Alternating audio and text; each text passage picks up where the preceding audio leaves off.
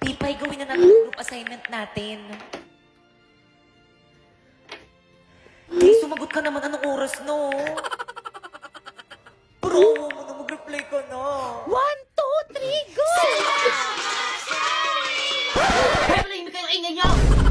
Bisit ka babae ka, papasko na hanggang ngayon pabuhat ka pa rin. Alam ko ba kung anong Halaga na pala siya. Totoo kaya mabait lumayo siya. na kayo dito. Hoy, Pipay! Ayun na siya! Ba't hindi ka nagre-reply sa mga chat ko kagabi? Ay naku, te, alam ko naman kasing kayang-kaya mo na gawin mag-isa yung group assignment natin. Ang talino mo kaya. Hala, hindi naman. Oo nga, te. Tapos ang sipag-sipag mo pa. Kaya nga ikaw lagi yung gusto kong kagrupo eh. Pero dahil dyan, maghanap ka na ng ibang makagrupo. Hindi ka naman tumulong sa akin eh. Chat ako ng chat sa'yo, hindi mo naman sinasagot. Masyado kong nagpapabuhat. Magbaso ka na, te. Break na kami ng boyfriend ko. Ang harsh mo naman, bakit kami pinagdadaanan pa lang yung tao tapos ganyan ka? Bakit parang sa akin kayo nagagalit? Bakit parang kasalanan ko? Parang kasalanan ko?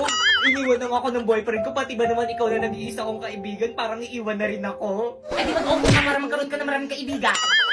Okay, class, let's start our lesson. Class, ba't umiyak yung si Pipay? Si Bakit?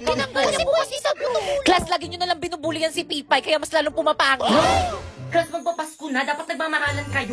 Totoo, ma'am. Tignan nyo kami dalawa ni Napoy. Nagmamahalan kami. Di ba, babe? Huwag kasi pre. Anong pre? Guys, sorry guys kung binabackstab ko kayo.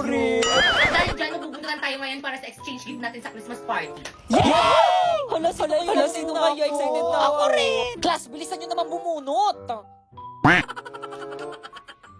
Hala, mang pangalan ko yung nabunot ko. Nakregaluhan mo na lang yung sarili mo.